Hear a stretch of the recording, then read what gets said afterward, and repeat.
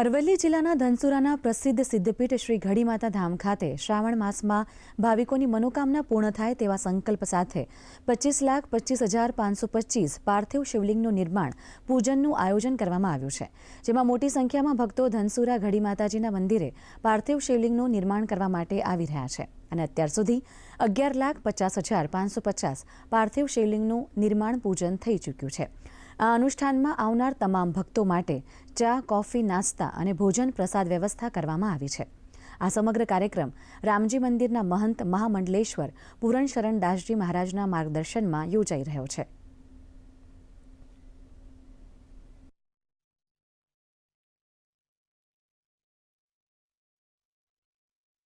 માતાજીના તમામ ભક્તોના સાથ અને સહકારથી 11,50,550 પાર્થિવ સમાજના અત્યાર સુધી નિર્માણ થયું અને આખા મહિનામાં 25,25,525 પાર્થેશ્વર મહાદેવ નિર્માણ કરવાના છે। અરવલ્લી જિલ્લાના તમામ ગામોથી કંપાતી ભક્તો આવીને ઘડી માતાના ચરણોમાં સાનિધ્ય બેસીને પાર્થેશ્વર મહાદેવ નિર્માણ કરશે।